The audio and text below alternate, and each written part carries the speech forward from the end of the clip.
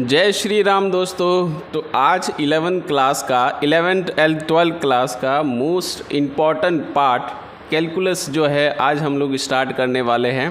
Calculus का जो first chapter है लिमिट, वो सबसे इम्पॉर्टेंट पार्ट है, चाहे वो 11th का हो, चाहे वो 12th का हो, चाहे जेई के पर्पज़ से हो। ठीक है, इसके क्वेश्चन जो है बहुत ही आते हैं।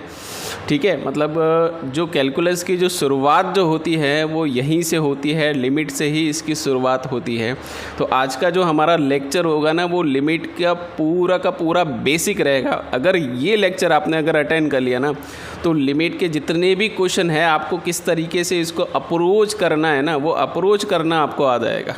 ठीक है, तो ये पहला जो लेक्चर है ना, वो ही सबसे ज़्यादा इम्पोर्टेंट है, यही इसका बेसिक है। ठीक है, तो चलिए फिर हम लोग स्टार्ट करते हैं लिमिट का।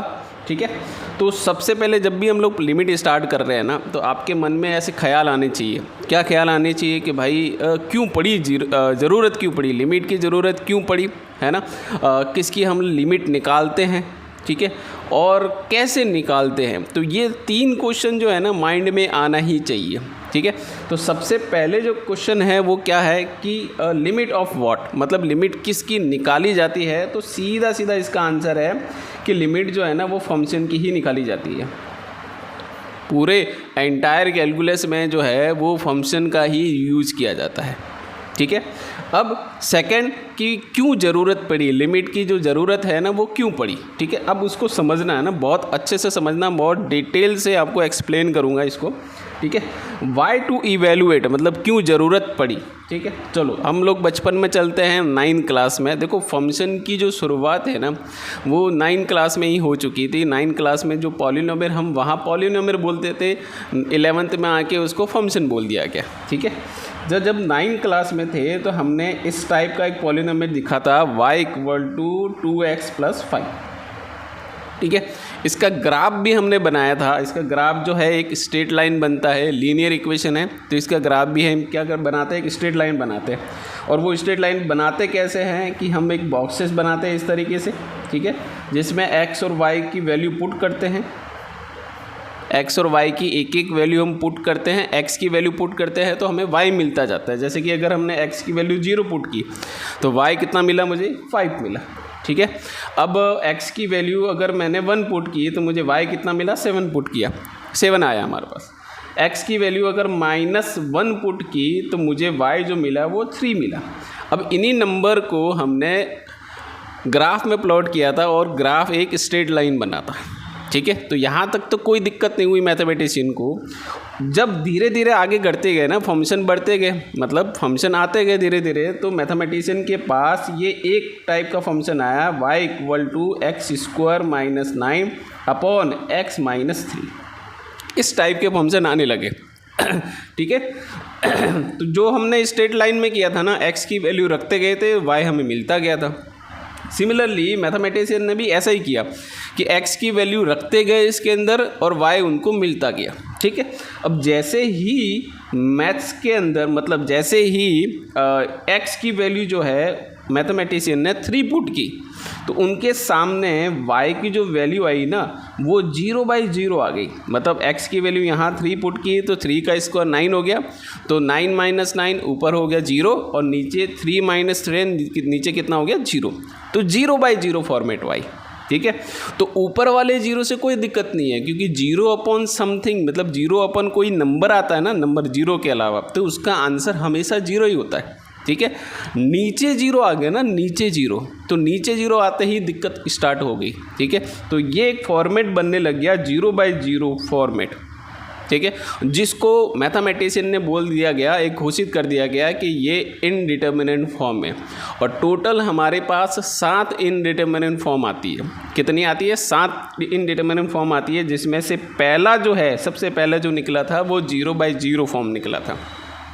ठीक है, तो फिर हमने फंक्शन में एक चीज़ पढ़ी थी। अब ये फंक्शन हमने स्टार्ट नहीं किया, फंक्शन भी हम लोग स्टार्ट करेंगे।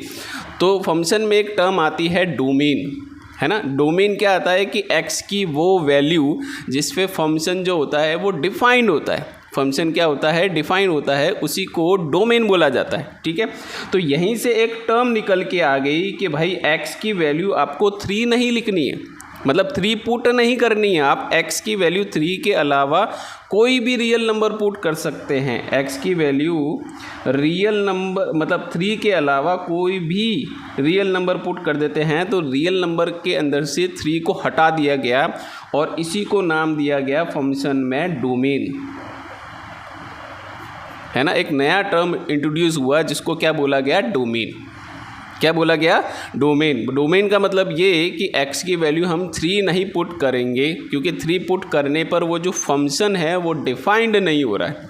क्या नहीं हो रहा है, फंक्शन डिफाइंड नहीं हो रहा है। तो x की वैल्यू 3 के अलावा कोई भी रियल नंबर अगर रखेंगे ना तो y की वैल्यू आपको कोई ना कोई डेफिनेटली मिलेगी, ठीक है।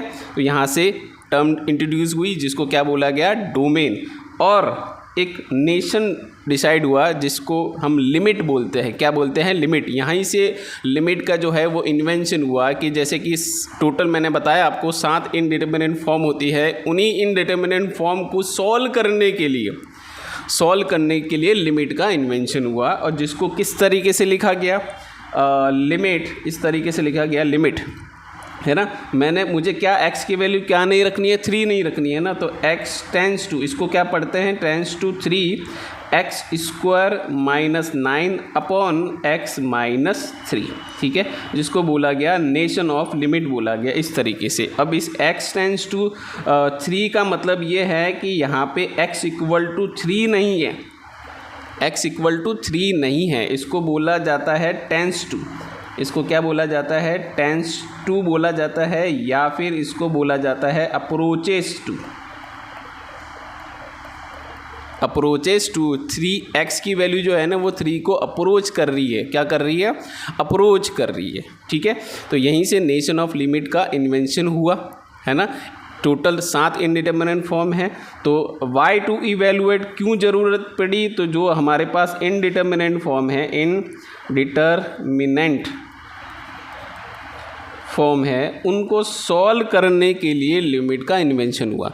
और टोटल कितनी इनडिटरमिनेट फॉर्म है, तो टोटल 7 है। तो सबसे पहले 0/0, उसके बाद infinity by infinity, infinity minus infinity, फिर उसके बाद 1 की पावर इन्फिनिटी, उसके बाद 0 की पावर 0, उसके बाद जो आया है इन्फिनिटी की पावर 0। तो टोटल 7 इनडिटरमिनेट फॉर्म आई, ठीक है। ये जो है ना 0/0 और इन्फिनिटी बाय इन्फिनिटी, इसको बोला जाता है बेसिक इनडिटरमिनेट फॉर्म बोला जाता है। सबसे पहले इन दोनों का ही हुआ था, उसके बाद तो सारे के सारे इंसानी लालच है, लालच के कारण सारे के सारे बन गए, ठीक है। क्लियर है, ये बात आपको क्लियर पता चली कि क्यों ज़रूरत पड़ी। तो इसीलिए ज़रूरत पड़ी कि जो टोटल 7 इनडिटरमिनेट फॉर्म है, इन इनडिटरमिनेट फॉर्म को सॉल्व करने के लिए लिमिट की ज़रूरत पड़ी, ठीक है। अब ये जो 0/0 है ना, ये 0/0 ये एग्जैक्ट नहीं है, ये टेंस टू है ना। ये 0 को अप्रोच कर रहे हैं, ये क्या कर रहे हैं, 0 को अप्रोच कर रहे हैं। तो ये tends to 0 upon tends to 0 है ना। इन्फिनिटी बाय इन्फिनिटी, इन्फिनिटी को टेंस टू नहीं बोला गया है, क्योंकि इन्फिनिटी तो एक नंबर ही है, कौन सा नंबर है वो, वैसे ही टेंस टू है ना। तो इसको टेंस टू नहीं बोला जाता है, ये डायरेक्ट बोला जाता है infinity by infinity, infinity minus infinity. और ये जो 1 है ना, 1 ये भी टेंस टू की पावर इन्फिनिटी, है ना, टेंस टू 1 की पावर इन्फिनिटी। ये 0 के करीब वाला नंबर है ना। आप 0 के अगर लेफ्ट हैंड साइड से अगर जाएंगे तो 0.999999 और राइट हैंड साइड से जाएंगे तो 1.0001, ठीक है। तो ये टेंस टू है ना। ये भी टेंस टू 0 की पावर टेंस टू 0, है ना, टेंस टू 0 की पावर टेंस टू 0, इन्फिनिटी के पावर टेंस टू 0। क्लियर है, ये चीज़ आपको समझ में आ रही है ना। जो टोटल 7 इनडिटरमिनेट फॉर्म है वो सारे के सारे टेंस टू है ना। इन्फिनिटी तो एक टेंस टू ही है, उसको बोलेंगे नहीं, टेंस टू नहीं बोलेंगे। क्लियर है, तो ये चीज़ पता चली कि क्यों ज़रूरत पड़ी, तो इनडिटरमिनेट फॉर्म को सॉल्व करने के लिए ज़रूरत पड़ी, ठीक है। क्लियर है। अब मैं आपको कुछ क्वेश्चन बता रहा हूँ, मतलब कुछ क्वेश्चन जैसे कि अभी बताया ना tends to 0 upon tends to 0, तो कुछ 4-5 क्वेश्चन है। कितने क्वेश्चन है, टोटल 8 क्वेश्चन है। उसको एक बार एग्जैक्टली कर लेते हैं कि इनका क्या मतलब है, ठीक है। अब जैसे कि एग्जैक्ट 0 अपॉन एग्जैक्ट 0, जैसे कि मैथ्स के अंदर मैंने अभी बोला था कि ऊपर जीरो है ना तो कोई दिक्कत नहीं है, नीचे कोई भी नंबर है हमारे पास जीरो के अलावा, तो उसका आंसर क्या आता है? जीरो आता है। उसका आंसर क्या आता है? जीरो आता है। तो exact zero upon exact zero math में इसको बोला गया है नॉट डिफाइंड। नीचे वाले जीरो से दिक्कत है तो इसको क्या बोला गया है? नॉट डिफाइंड बोला गया, नॉनसेंस बोला गया। सीधा बोल दो कि नॉनसेंस, नो सॉल्यूशन, कोई सॉल्यूशन नहीं आने वाला है ना। Tends to zero upon tends to zero, ये तो इनडिटर्मिनेंट फॉर्म है, इसको क्या बोला गया है? इनडिटर्मिनेंट फॉर्म बोला गया है। देखो इसी में कंफ्यूजन रहता है, यही पहला जो लेक्चर है ना सबसे इम्पोर्टेंट लेक्चर है, यही बेसिक है। पूरा का पूरा जो लिमिट है इसी फर्स्ट लेक्चर के ऊपर ही डिपेंड है। अगर आपको पता चल गया ना क्यों ज़रूरत पड़ी, क्या चीज़ें tends to zero upon tends to zero, तो सारी चीज़ें क्लियर हो जाएगी। धीरे धीरे हम सब कुछ कवर करते जाएंगे। डन, ठीक है। Tends to zero, tends to zero upon exact zero, नीचे एग्जैक्ट जीरो आ गया ना तो इस चीज़ को सीधा बोलेंगे नॉट डिफाइंड, है ना। क्या हो गया? Not defined. Tends to zero का मतलब कि वो जीरो नहीं है, जीरो के आसपास की कोई भी वैल्यू है, तो समथिंग कोई भी नंबर हो सकता है, जैसे कि 0.0001 मान लेते हैं, है ना। अपॉन में नीचे अगर एग्जैक्ट जीरो है तो सीधा बोल देते हैं कि नीचे जीरो आने से सीधा बोलते हैं कि वो नॉट डिफाइंड है। क्या है वो? नॉट डिफाइंड है। क्लियर, ठीक है। फोर्थ वाला देखते हैं, एग्जैक्ट जीरो, एग्जैक्ट ऊपर जीरो आ गया ना, exact zero upon tends to zero, answer कितना आएगा? जीरो। आंसर कितना आएगा? जीरो। सीधा आंख बंद करके, ऊपर जीरो है ना, एग्जैक्ट ऊपर जीरो है ना और नीचे समथिंग कोई नंबर है, आंसर कितना आएगा? जीरो। ठीक है। Finite, sorry non zero finite है ना, नॉन जीरो फाइनाइट नंबर है, अपॉन में टेंस टू जीरो है, अपॉन में क्या है? टेंस टू जीरो है। तो इसका आंसर आप बताइए कि इसका आंसर क्या आने वाला है? नॉन जीरो फाइनाइट नंबर है। नॉन जीरो फाइनाइट नंबर का मतलब कुछ भी आप नंबर एज्यूम कर लीजिए, 1 2 समथिंग कुछ भी एज्यूम कर लीजिए, तो क्या होगा बताओ? जैसे कि मैंने मान लिया 1 मैनली मान लिया, अपॉन नीचे एग्जैक्ट जीरो नहीं है, नीचे एग्जैक्ट जीरो नहीं है, टेंस टू जीरो है। क्या है? टेंस टू जीरो, तो मैंने एज्यूम कर लिया 0.001 मान लिया, ठीक है। अच्छा, 1 अपॉन एक्स का ग्राफ आपने देखा होगा, 1 अपॉन एक्स का ग्राफ कैसे बनता है? इस तरीके से बनता है, ये इस तरीके से बनता है ना। अब जैसे जैसे आप राइट हैंड साइड से देखो, आप राइट हैंड साइड से जब जैसे जैसे आप जीरो को अप्रोच करते हैं ना तो ये ग्राफ है प्लस इन्फिनिटी की तरफ जाता है। किसकी तरफ जाता है? प्लस इन्फिनिटी की तरफ जाता है। और जैसे जैसे आप लेफ्ट हैंड साइड से अगर जीरो को अप्रोच करते हैं ना तो ये ग्राफ जो है वो माइनस इन्फिनिटी की तरफ जाता है। तो इसका जो आंसर है, इसका आंसर है या तो प्लस का इन्फिनिटी आएगा या फिर माइनस का इन्फिनिटी आएगा। क्लियर है? ठीक है, या तो प्लस का इन्फिनिटी आएगा या फिर माइनस का इन्फिनिटी आएगा, ठीक है। Tends to zero upon non zero finite है ना। टेंस टू जीरो का मतलब या तो 0.001 समथिंग और नीचे कोई भी फाइनाइट नंबर मान लेते हैं, तो इसका जो आंसर जो आएगा ना वो जीरो आंसर आएगा। जब इसमें लिमिट अप्लाई करेंगे ना, आफ्टर लिमिट अप्लाई करने के बाद इसका आंसर जो आएगा वो जीरो आएगा, ठीक है। जब हम लिमिट के क्वेश्चन करेंगे उस पर हम लोग डिस्कस करेंगे, ठीक है। अच्छा, next exact zero upon non zero finite number. भाई एग्जैक्ट जीरो तो आंसर तो जीरो ही आएगा ना इसका, ऊपर जीरो है ना, zero upon something number, answer zero. Done, ठीक है। इसका आंसर तो भाई नॉट डिफाइन है ना, नीचे जीरो आ गया ना, नीचे जीरो आने से ही सीधा का सीधा क्या बोल देंगे? नॉट डिफाइन बोल देंगे। डन है, ठीक है। ये चीज़ क्लियर है। टोटल हमारे पास 7 इनडिटर्मिनेंट फॉर्म है। एक बार फिर से मैं आपको रिवाइज कर लेता हूँ। 0/0 है ना, infinity upon infinity, infinity minus infinity, 1 की पावर इन्फिनिटी, 0 की पावर 0 और इन्फिनिटी की पावर 0। ये जितने भी नंबर हैं ना वो सारे के सारे टेंस टू है, इन्फिनिटी को छोड़ के। इन्फिनिटी क्या है? खुद टेंस टू है ना, वो खुद एक पता नहीं कौन सा नंबर है, वो भी हमें नहीं पता वो कौन सा नंबर है, ठीक है। क्लियर? अच्छा, कौन सी इनडिटर्मिनेंट फॉर्म नहीं होती? बच्चों को ज़्यादातर कंफ्यूजन रहता है। 0 की पावर इन्फिनिटी है ना, ये जो है वो इनडिटर्मिनेंट फॉर्म नहीं है, इसका तो आंसर जो है वो 0 ही है। इसका तो आंसर क्या है? 0 ही है। Infinity plus infinity, infinity plus infinity जो है वो इन्फिनिटी ही होता है। इन्फिनिटी में अगर प्लस इन्फिनिटी करेंगे इन्फिनिटी ही होता है, इन्फिनिटी को अगर आप इन्फिनिटी से मल्टीप्लाई करेंगे तब भी ये इन्फिनिटी ही होगा, है ना। इन्फिनिटी अपॉन जीरो, तो इसका आंसर जो होगा वो इन्फिनिटी होगा, और जीरो अपॉन इन्फिनिटी, तो इसका आंसर जीरो होगा।